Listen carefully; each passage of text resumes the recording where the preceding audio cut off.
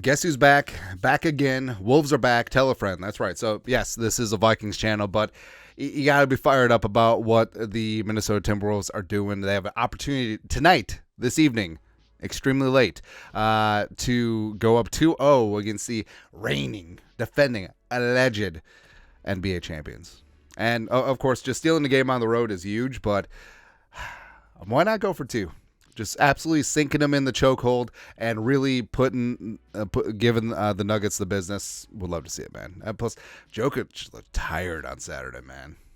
That's right. Hopefully he had a Sunday fun day. It didn't get that R&R going on. But Anthony Edwards, of course, absolute assassin. Plus, the fact that the Vikings have the face of the NBA and the face of the NFL very, very, very, very quickly inked up long term. Woo, love it, man. That's right. And as we talked about yesterday, Jay Jettas, given that love and respect, you was crazy. Exploded. Mind blown emoji. Nailed it with Anthony Edwards, where, again, he is the GOAT. JJ's the GOAT. Got lots of goats all over the place. Speaking of goats, so we're doing some work with Casey Vitelli of Pro Line Mockups, where so they do this awesome thing. It's like Manifest Destiny, Prima Nocta, Eminent Domain. Whenever a team knocks another team out of the playoffs, the winning team absorbs the losing team's jersey styles. And also, I found out that Casey's a Suns fan, so this one has to hurt a lot, because look at how sexy this is. Plus, he's already gotten a fistful of orders because you guys are the best. And also, if I see you wearing this out in public, we're going to dap.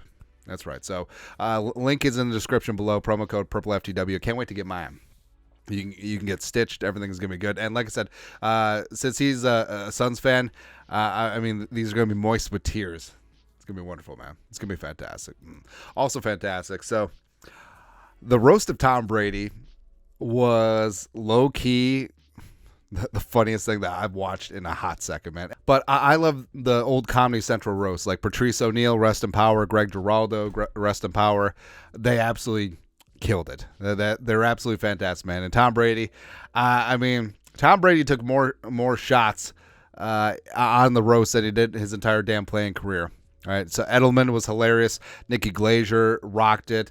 And also, Belichick got in some great shots, too. Some self-deprecating, some shots at Robert Kraft, and then Belichick and Kraft taking shots together. Robert Kraft definitely caught a couple strays.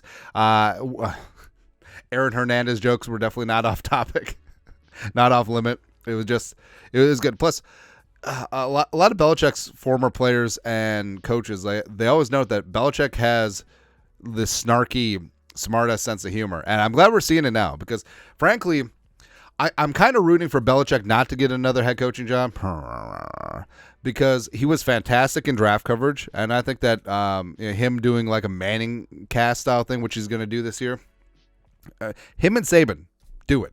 Just do it. But, of course, our guy, Randy Moss, of course, he had one of the best lines where, talking about the Patriots' history of being habitual line steppers. Why the F didn't we cheat when I was there? Because, of course, Randy Moss was there for a fistful of years. 07 Patriots didn't win. It happens. Because you forget. So, A, Randy Moss should have gone to a Super Bowl with the Vikings. B, he lost with the Patriots. C, he also lost with the 49ers. Because you forget he was on the Niners team that lost to the Ravens in the Harbaugh Bowl. But again, the next roast, please, we need it. Because how great would a roast of Kirk Cousins be? How great would a roast of Zimmer be? It would just be wonderful. Or no, we don't need a full roast of Zim. How about just it's a roast of Kurt, but Zimmer gets on the dais. And just, with Charles Redman up there is like, well, speaking of jokes, so Johnny Manziel, that's harsh, man. So Johnny Football is one of the greatest college football quarterbacks of all time. He did not work in the NFL because he just didn't have the work ethic, he didn't have the drive, didn't have a lot of things, right? But Either way, Vikes fan page put this together. Johnny Manziel on the Vikings quarterback situation. He was on the Action Network podcast. Sam Darnold can play football. J.J. McCarthy is going to have his hands full with him. Sam was drafted where he was for a reason, and he's been waiting for a situation like this. Now, Manziel may be an imperfect messenger, but the message is what we've talked about, where Sam Darnold went to the Jets, did not have good coaching, did not have good weapons, did not have a good offensive line, and he busted, for lack of a better term, because for all those reasons, right? And also, Darnold came to the Jets. He was 20 years old. He needed time to marinate. He needed time to work. And he spent a couple years with the Panthers, one year last year as a backup with the Niners, where he did have good coaching. And even though he was a backup, I think that he does have a chance to grow and show, and it's going to be a legitimate competition between Sam Darnold and J.J. McCarthy. And also, all right, so what's so cool, the thing I love about most about football is how everything is intertwined. All right, guys going from team to team, guys rising up jobs in the coaching ranks. So Johnny Manziel, so his first head coach was Mike Pettin, who is now Vikings assistant head coach, as well as outside linebackers coach, right? And his first OC was Kyle Shanahan in 2014 with the Browns.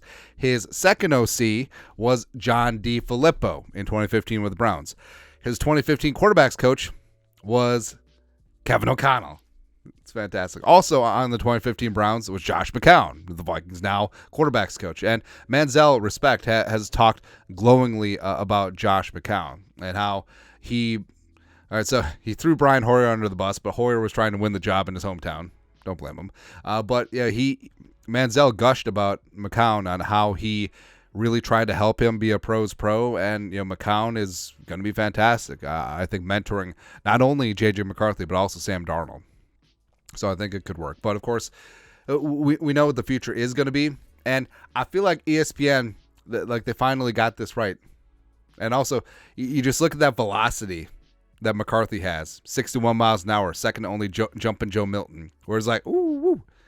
Yeah, that might only be like a 7-yard throw, but JJ's not even through his follow-through, and the ball's already in Jefferson's mitts. That is velocity. That is anticipation. That's everything you want. We got everything. That's right, man.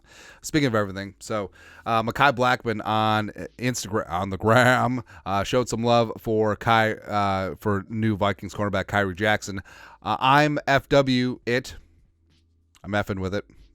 Watching highlights of Kyrie Jackson. Also, Mekhi Blackman's got a couple of game balls and some Vikings memorabilia already. It's fantastic. Now, what's interesting is that Kyrie Jackson and Mekhi Blackman, they have a lot in common, right? So, Pac-12, Kyrie was at Alabama, then had a year with Oregon. Mekhi Blackman was with Colorado before Prime got there, and then he went to USC. And also, they're the only two cornerbacks drafted during the Brian Flores regime. Now, yes, Kwesi drafted Andrew Booth Jr. As well as a Caleb Evans, but Flores has shown that really doesn't matter, right? So with Brian Flores in the draft room having input, he wanted Mekhi Blackman. He wanted Kyrie Jackson, who was also a top 30 visit for the Vikings. So, that could have ramifications down the line. And would shock me at all if Murph is still patrolling the slot, but your starting cornerbacks are going to be Mekhi Blackman as well as Kyrie Jackson. No, that wouldn't shock me at all. Something that does shock me is I still can't get over that. I know that the haters and the losers are nitpicking. It's like, well, Kwesi gave up so many draft picks. F them picks. All right, the Vikings came out of this draft with the quarterback of the future and potentially one of the best young edge rushers in the game. After the offseason, Kurt left. Daniil left. It's okay. Vikings don't rebuild, we reload. That's right. The competitive reload is rounding third and heading into home, standing up, man. And what's great too is I love and respect all the Vikings Entertainment Network stuff. They do fantastic work behind the scenes. And of course, when McCarthy and Turner were visiting, they had to sit down with Kevin O'Connell's office, and Kevin O'Connell's fired up, man. He is dialed in, and dropping. The sky is the absolute limit. The ceiling is the roof. Believe. Don't make me tap the sign. That's right. Where the whole thing about it too is that I know that, like old school football people have knocked Kwesi for being an analytics guy, and they've knocked Kevin O'Connell for being, maybe he's too nice. Like maybe you do have to be a bit of an a-hole like Belichick. Maybe you have to be an a-hole. Well, I feel like Andy Reid's a kind of a cool dude. He just wants a cheeseburger and throw the ball. That's all you need, man. But is Kevin O'Connell and Kwesi, are they too nice? It is a pendulum swing from the fear-driven organization, Zim and Spielman from back in the day, right? But I feel like O'Connell gets it, and I feel like that positivity and positive reinforcement goes a long way, because there's many ways to skin a cat in this spot, and I think that Kevin O'Connell and Kwesi trying the whole Ted Lasso thing, I think that actually could work, but we'll see. And if it's gonna work, these two are going to be a major part of it. I can't wait, man. Like we said at the jump, like this was going to be the most transformative offseason in Vikings franchise history, and it certainly is. And I can't wait to see him on the field, man.